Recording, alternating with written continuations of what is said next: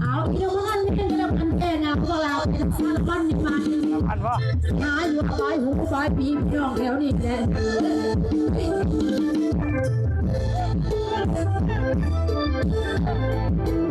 อาศัยคนมาตรวจสภาพดีนะ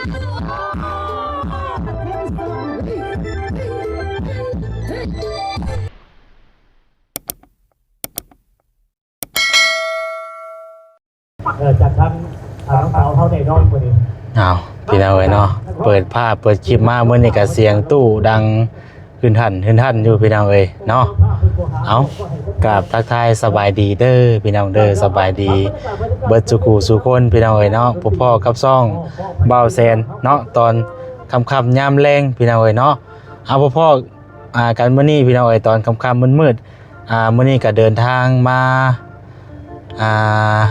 บ้านสาวสุกเนาะหรือว่ามาร่วมงาน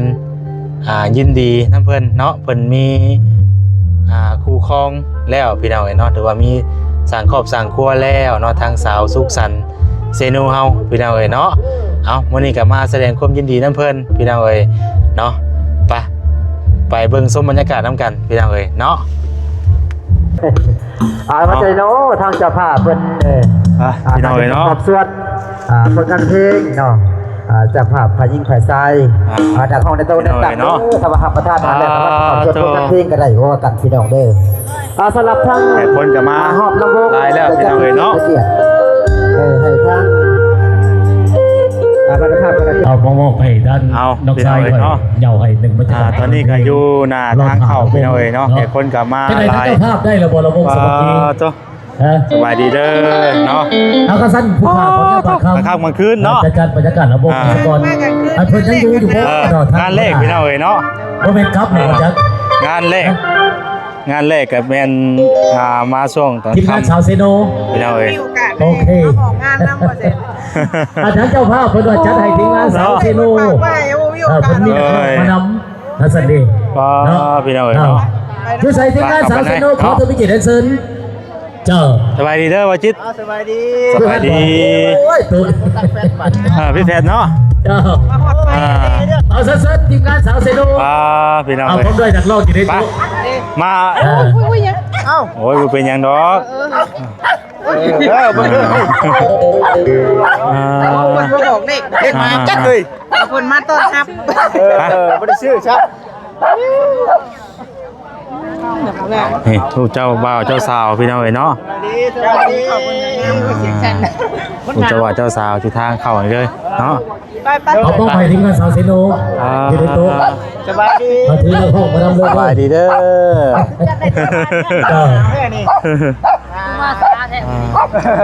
รักสลายดอกไม้บานตั้งไว้แมนประวัติจิตรามานำมือยาโอ้ยมักลงกับมักอีไปสมนาเจ้าของไปเบิ่งบรรยากาศในงานพี่น้องเนาะอากาศก็สมนาเจ้าของเนี่ยพี่น้องเอ้ยเนาะเจ้าร่มยาวเหตุผลก็เอามาไปที่สาวเซโนจะได้โต๊ะออกมาไปเลยมาเก็บภาพไปก่อนเนาะสาวเซโนเลยโดยสาวเซโนโอ้โหทั้งโกทั้งงามไกลแบบนี้ยอดดีลองครับอันนี้ให้เสียสื่อสาวเซโนเด้อผู้ใดหูตัวเองงามขมูลออกมาโลดพอดอขอเสียงตบมือสุดๆเลยผู้ใดตบมือดังขอให้เป็นเศรษฐีส่งท้ายปีเก่าปีใหม่สิเขามาผู้ใดเป็นดีเป็นสินก็ขอให้มีคนเอากล้องอะไรก่อนเด้อ1 2 3 2 3 1 2 3 เราสาราจินตลาคนเก่าคนเดิมคน มาชื่อไทยเนี่ย พี่น้อง เจ้า ผมป๊อปคือใดคำว่าจินตลาผมมีหู ตอนนี้ผมยาวมีจมูกมีทั้งหวีพี่น้องโอ้มีทั้ง มาว่า เอามอบไปที่ข้าสาวเซโนนะพักบรรยากาศของคนคุ้มซื้อ มีแต่ผู้สาวผู้เฒ่าไม่ใช่หมด น้อยโดยยินดี อา นะ จารย์ เด้ ให้ อ สงกรานต์ตัวเองเอาหูมานำ โดยยินดีนะยินดีนะโดยสวัสดี จัดหูกันเองเลย โดย เอามอบไปที่ข้าสาวเซโนสาวเซโน เราเห็นว่าน้องผู้หา โดย อย่าเผาตายแล้วมันดี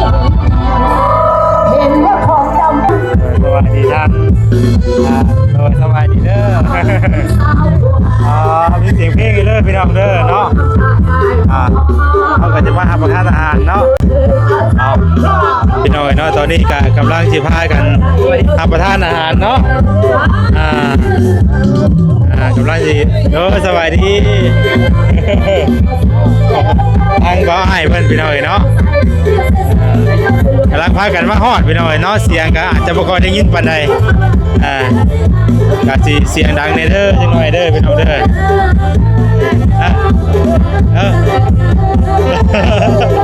มันจะเจ้าได้เจ้าน่ะม่วนบ่เนาะเพิ่นก็หลายไปเนาะ โอ้ได้ใส่สีดำมากำ พี่น้องเนาะก็เรียกว่าเพิ่นมีตู้ลำวงเนาะใครอยู่แต่ว่ามันบรรยากาศหนาวเนาะบรรยากาศหนาวก็โทษ ขอเสียงตบมือพี่น้อง แค่แต่ว่าบรรยากาศหนาวพี่น้องเนาะบรรยากาศหนาวเย็นก็ถือว่าโอเคอยู่เนาะขู่คนมากก็จะว่าถือว่าบ่ นั่นแหละเพราะว่าชีวิตคนนอก บ่หนาวเนาะบ่ฮ้อนเนาะแค่คนมาหลายก็ถือว่าบ่ฮ้อนพี่น้องเอ้ยบรรยากาศงานก็ประมาณนี้เด้อพี่น้องเด้อเนาะเฮาก็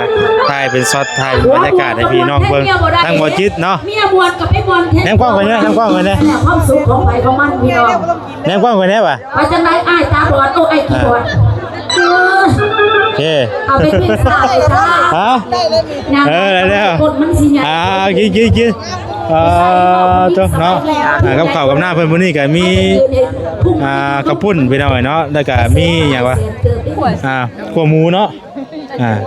ขั่วผักใส่หมูพี่น้องยำเนาะ วันนี้หอมพี่สไตล์เด้อแบบกันเอง มีแต่จมงามๆมื้อนี้พี่น้องเนาะ บอกว่าพรโลนพี่น้องบ่มีครูกัน ภรรยาเลยที่ตั้งไปด้วยบอลจิตผมเป็นภรรยา เพิ่นเอิ้นนั่นแหละบ่จิได้ เห็นเซอร์ ไปพ่อนระบงก่อนไปเอาพ่อนระบงก่อนพี่น้องเนาะ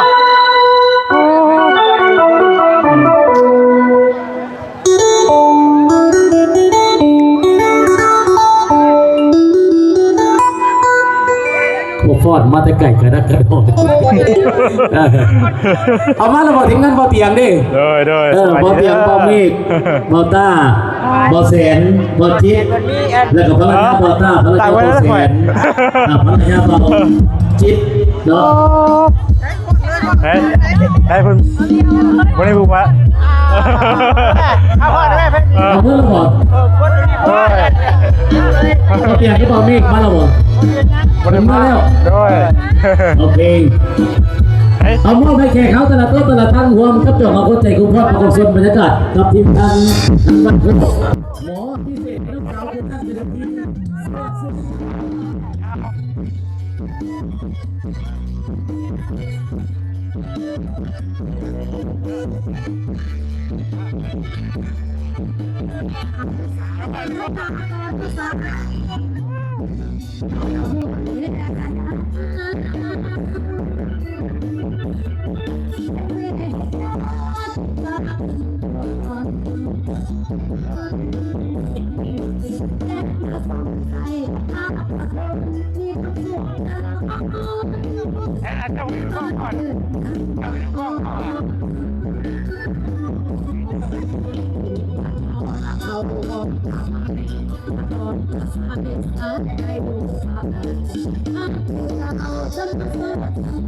ที่พระบาท ทั้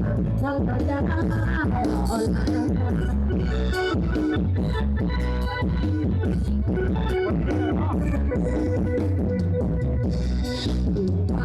อดว่าสุดใจอายยังทำไมเราไม่จะเป็นไงกันจะสิเป็นยังไงไปทำไม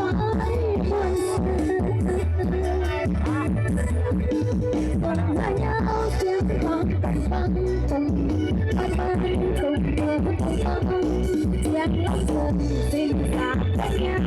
มาลายมาทำหัวแดงมาลายหัวเธอสังเกตเป็นแค่ภาษาเพราะว่าน้อยไม่ยายใส่ลมสมสาวฉันก็หัวเขาจะเด็ดดอกแท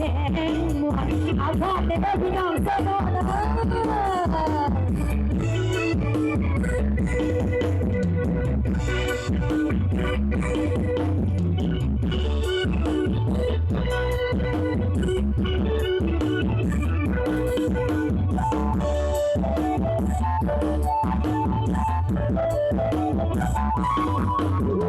เอาละม้วนแค่ละดัง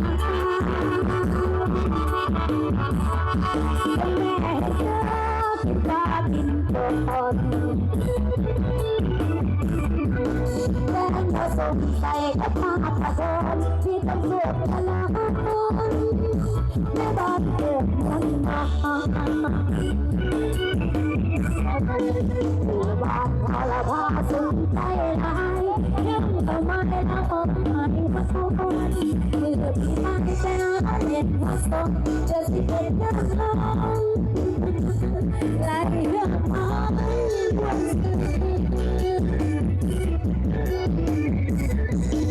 วันนั้นเอาเสียงของตึงตึงตึงตึงตึงตึงเสียงลั่นสิ่งสาเป็นเ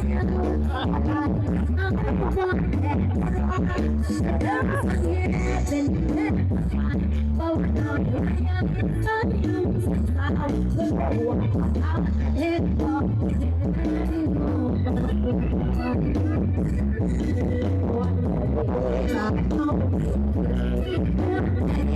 เห็นเขาวันที่โยกมา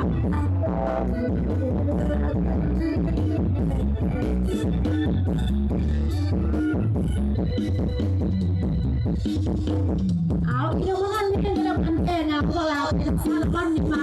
พันวะหาอยู่ปลายหูปลายปีพี่น้องแถวนี้แหละ